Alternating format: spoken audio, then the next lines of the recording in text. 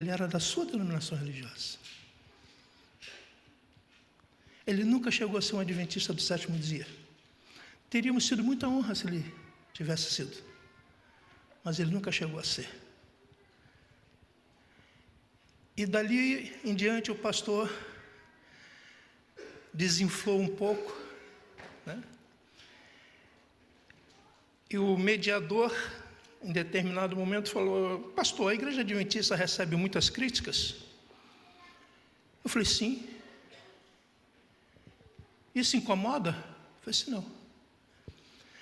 Eu digo que as críticas, elas são o alimento para a nossa alma. Porque só se critica quem está fazendo alguma coisa. As críticas, por mais sem fundamento que sejam, as críticas, por mais tontas que possam ser, para mim é a maior prova de que, como igreja, nós não estamos parados. A crítica, muito antes de nos desanimar, ela nos motiva. Ela diz que devemos fazer cada vez mais e mais. Quando o movimento de Guilherme Miller, que é um movimento profético, peraí, o senhor está brincando, o senhor está falando que é um movimento profético. Mas foi pregado uma coisa que não aconteceu. Deus tem maneiras de usar as pessoas e usar situações que vão muito além daquilo que nós imaginamos. Deus deu uma mensagem a Guilherme Miller. A mensagem foi dada por Deus. A interpretação de uma parte da mensagem não foi dada por Deus. Se você se reportar a Daniel 8,14, eu não vou ter tempo aqui de estudar a profecia das 2.300 tardes e manhãs. Mas eu vou sugerir uma coisa a você. Estude. Se você não souber ou não conseguir entender alguma coisa, procure o pastor Davi, pode me procurar, procure os anciãos da igreja, procure as pessoas mais experientes da igreja, mas estude. Vocês já viram um fenômeno que acontece muito aqui nos Estados Unidos, quando dá um vento um pouco mais forte, uma porção de árvores começam a cair? Já viram esse fenômeno? E interessante que tem árvores do mesmo tipo daquelas que não caem. Da mesma espécie. Umas caem e outras não caem. E eu estava olhando a explicação, sabe por quê? Essas que caem, elas encontram seiva, alimento, logo no solo superficial. Então as suas raízes ficam mais na superfície. Aí quando vem um vento mais forte, elas tombam.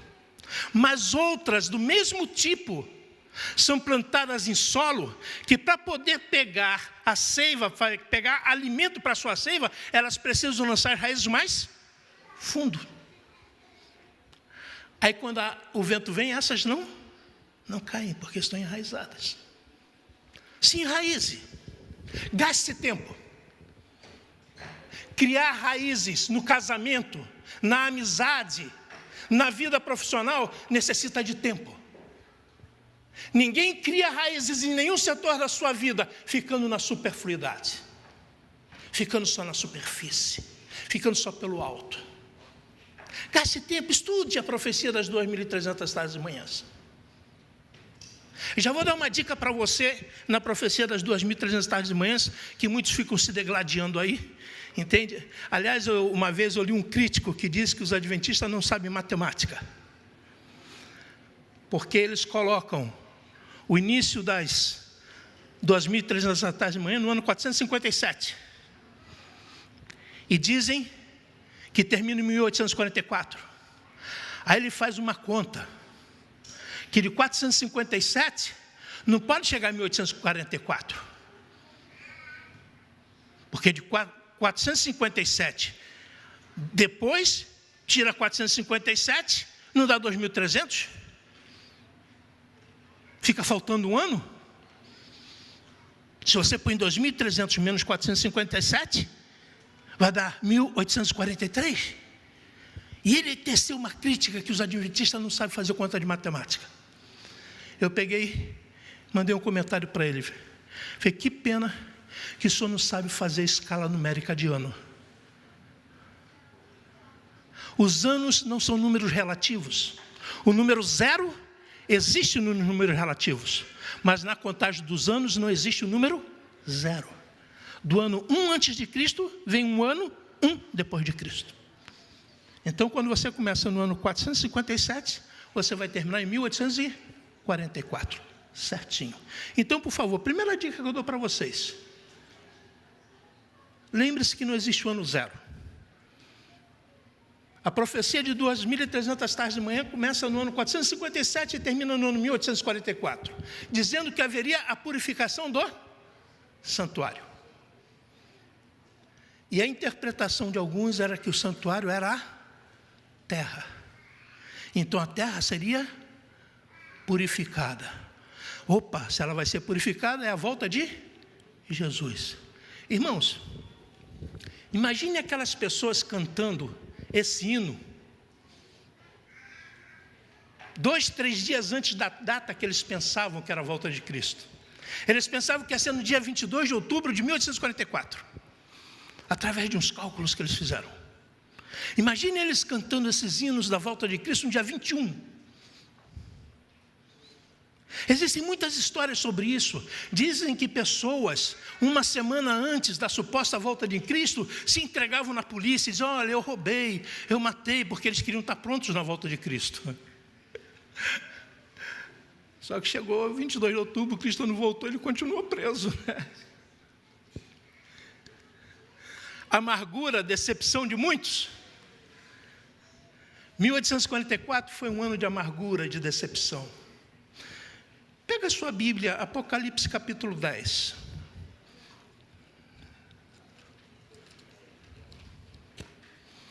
Apocalipse capítulo 10 fala uma coisa que é interessante, muito interessante.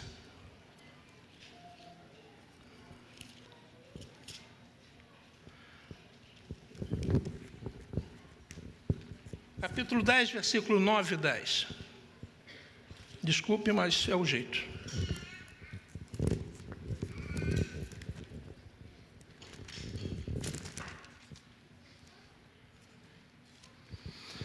Aqui diz assim: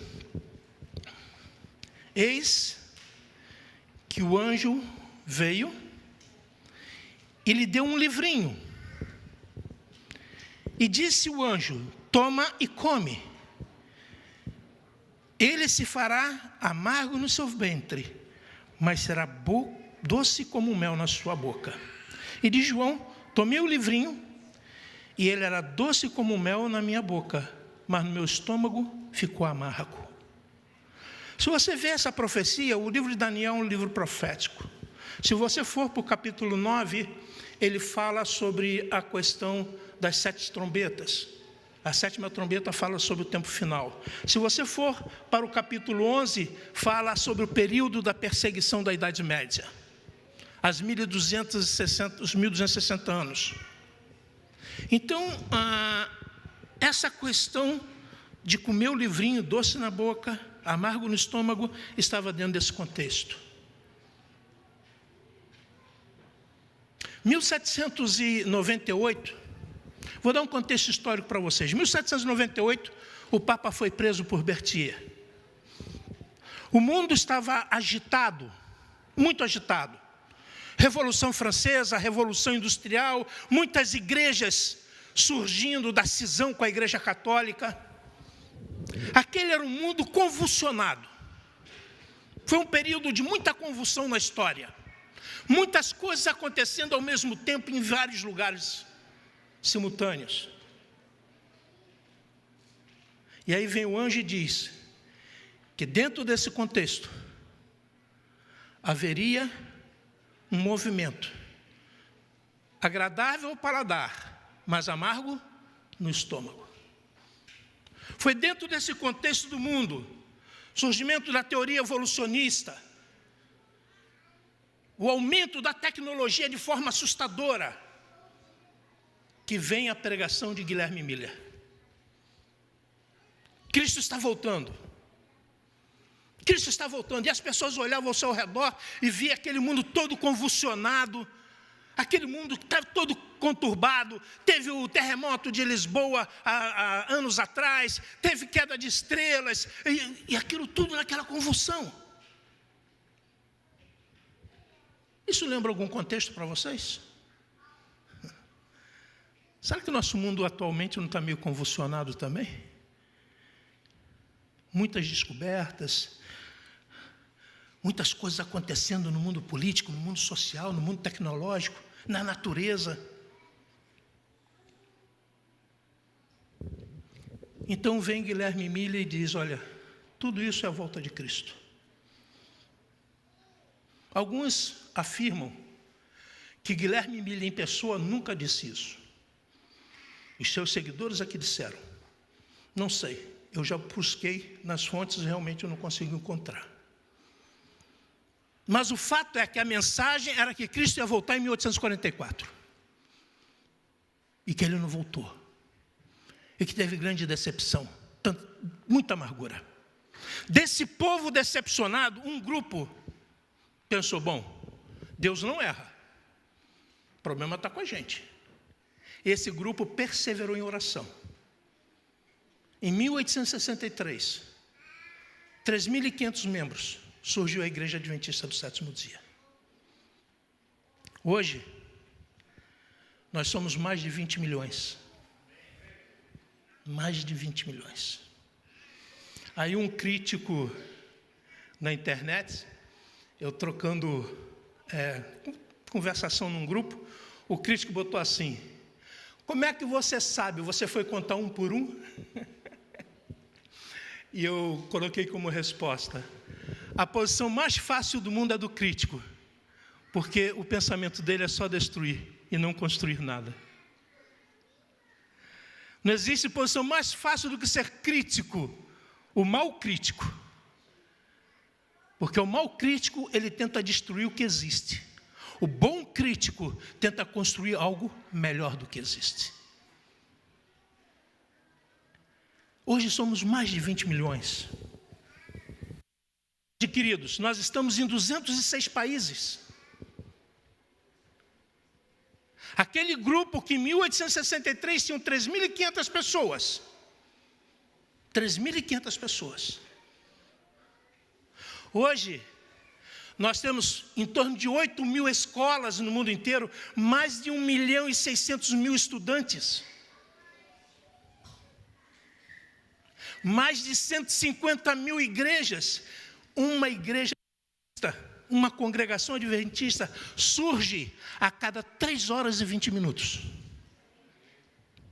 Amém. Amém.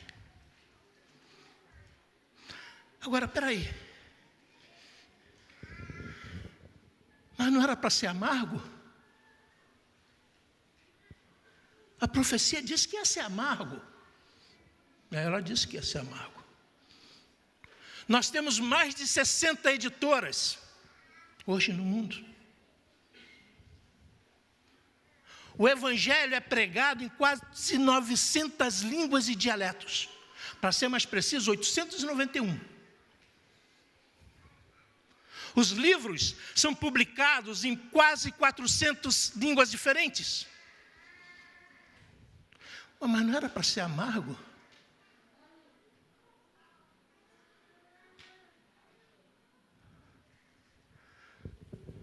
Só que tem um detalhe.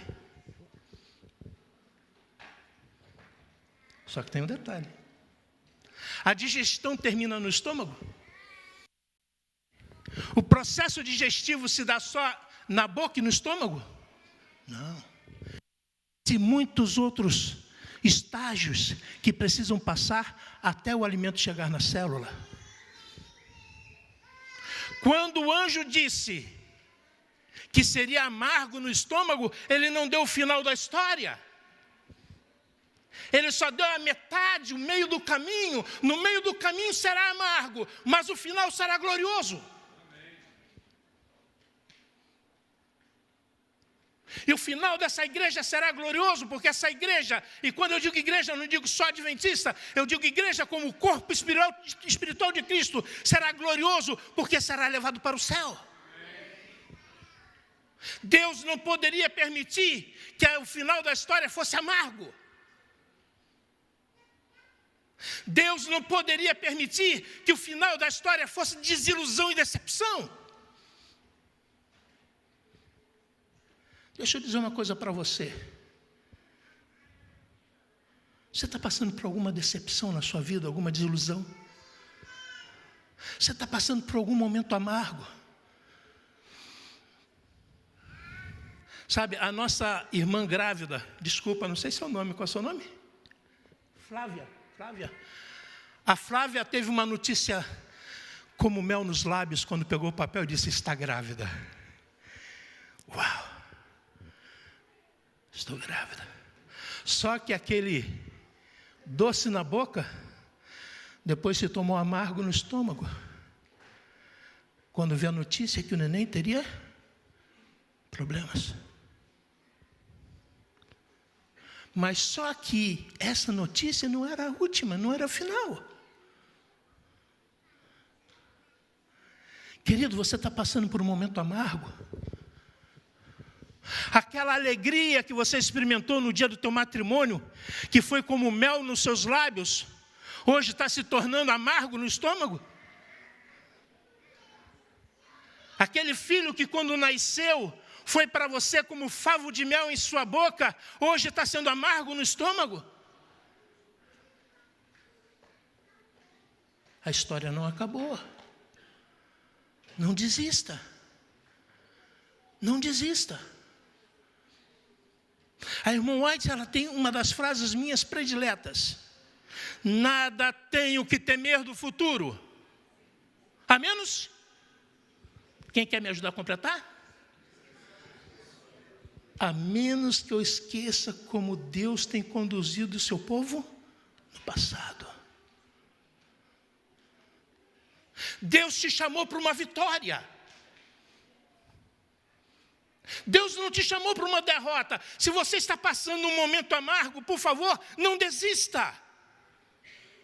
Não desista. Não faça com que esse momento seja o final da sua história. A igreja dos pioneiros não desistiu, estava amargo, estava doendo, estava machucando, mas eles não desistiram. E por eles não terem desistido, hoje somos milhares. Por eles não terem desistido, você está aqui, eu estou aqui. Não desista. Atrás de um período amargo, de uma história, existem muitas vitórias escondidas. Não se empreenda a um momento. Avance, continue. Thomas Edison, o grande inventor da luz elétrica, né? Um dia ele estava no laboratório e ele já estava chegando no final de mais uma tentativa. E quando o seu ajudante entrou, se deparou com uma cena incrível. Thomas Edison chateado, jogando tudo, está errado, mais uma vez deu errado. E aí seu ajudante vira para ele e diz: Thomas, por favor, já são centenas de vezes que você não consegue, desiste. Ele falou: o quê? Desistir? Agora que eu já sei quase 1000 caminhos que não dão certo? Desistir? Agora que eu conheço quase 1000 caminhos que não dão certo? Não desista. Não permita que o momento amargo amargue a sua vida. Não permita que o amargo do estômago se transforme no amargo do coração. Deus tem vitórias para você. Deus tem vitórias para o teu casamento, da mesma forma como Deus deu vitórias a essa igreja. Quando nós falamos que Deus chamou um povo não para ser cauda, mas para ser cabeça. Um povo nada mais é do que a junção de várias pessoas. Então Deus chamou você para ser um vitorioso. Tão vitorioso quão vitoriosa a sua igreja é. Cante com muita convicção: Cristo está voltando, porque Ele vai voltar. Eu não sei a hora, não sei o momento, eu não posso cometer o erro de alguns no passado, ou mesmo o erro de alguns até hoje no presente, mas eu sei que Ele vai voltar. E eu sei que você será vitorioso, como Ele quer que você seja. Existem certas mensagens que, apesar de serem verdadeiras, às vezes precisa se ter cuidado para anunciá-las. Eu não me lembro se o pastor Gerson vai lembrar não sei se o pastor Gerson vai lembrar de uma coisa, pedir muito, né?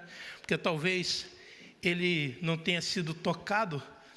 Na nossa aula inaugural, teve um determinado professor que na nossa aula inaugural lá do teológico, ele foi lá na frente e falou uma coisa que incomodou a muitos. Ele falou assim: tem muitos aqui que não foram chamados, tem muitos aqui que foram oferecidos.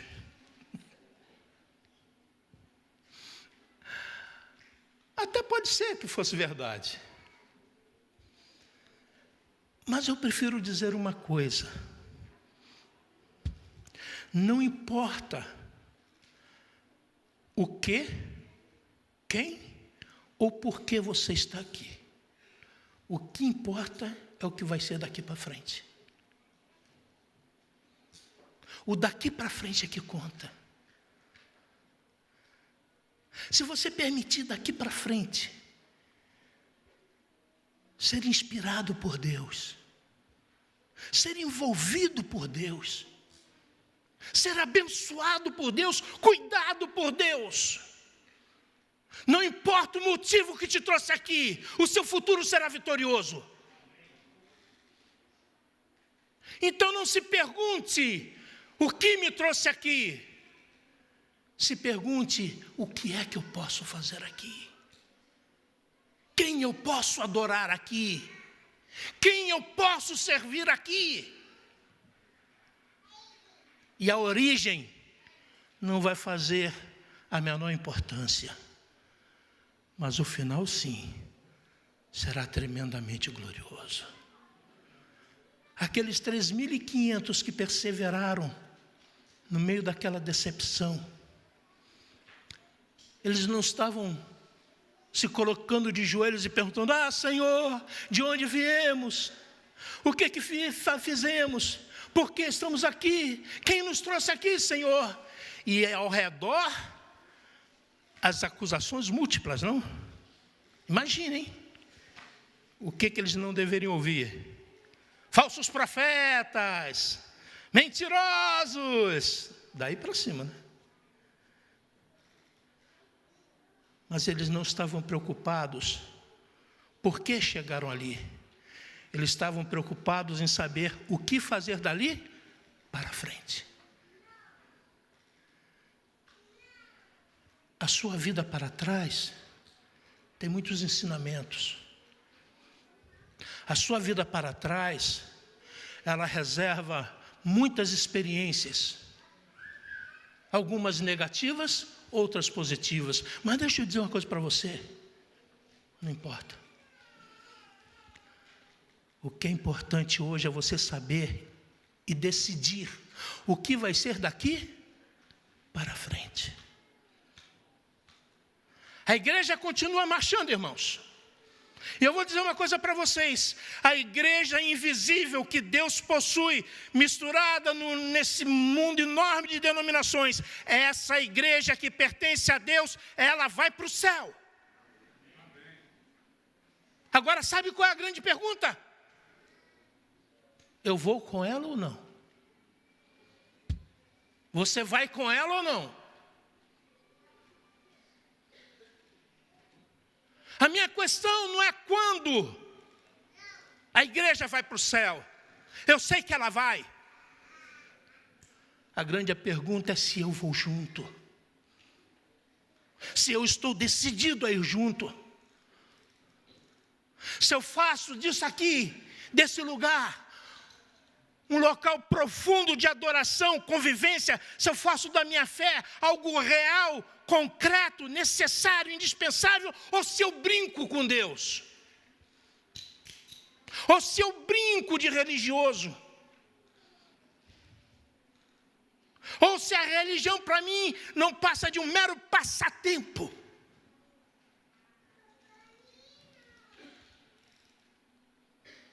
A igreja vai para o céu. Eu quero que você vá também. Eu quero ir também. Permita que esse Deus que conduziu a sua igreja no meio da amargura, conduza você nesses momentos finais da história do mundo. Lembre-se das palavras de Cristo, lá em São João 16. No mundo tereis aflições, mas tende bom ânimo, pois eu venci o mundo. E a vitória dele pertence a você e a mim. Escurvar a fronte. Deus querido, poderoso, muito obrigado pelas vitórias que tu tens dado à tua igreja. Vitória que confirmam que nós também seremos vitoriosos. Vitórias, Senhor, que animam a nossa fé e confirmam o nosso relacionamento contigo.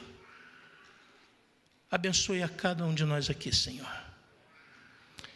Eu não estou falando agora da igreja mundial, não estou falando agora dessa igreja que transcende as épocas. Eu estou falando agora aqui dessa igreja, Senhor. Eu estou falando agora aqui desses irmãos que sentamos juntos, às vezes lado a lado no mesmo banco. Eu estou falando dos irmãos que muitas vezes trocam ligações telefônicas entre si, que muitas vezes dividem lágrimas, preocupações e angústias. Senhor, fortalece essa igreja aqui de Washington, Senhor.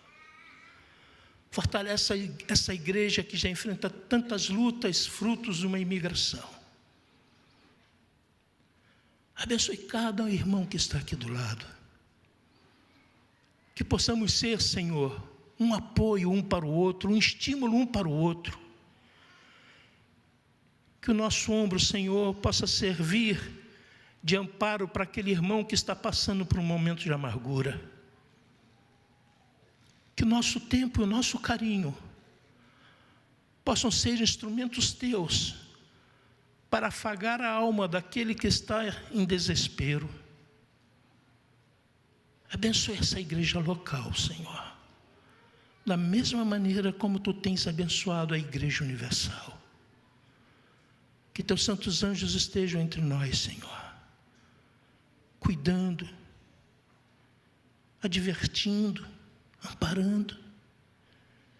Que teu Santo Espírito nos esteja, Senhor, tirando o sossego, a paz, quando estivermos no caminho do mal, Senhor.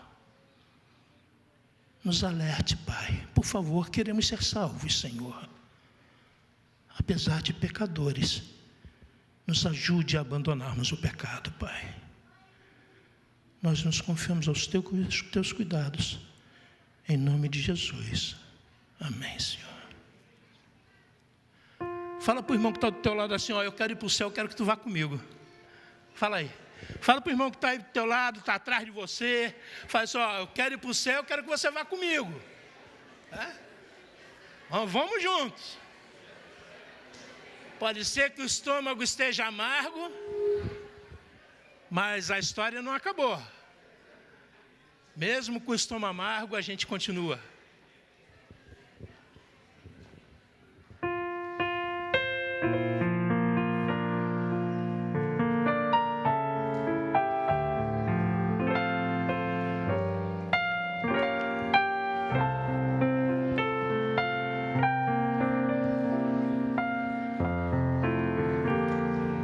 coloque em pé para finalizarmos o culto.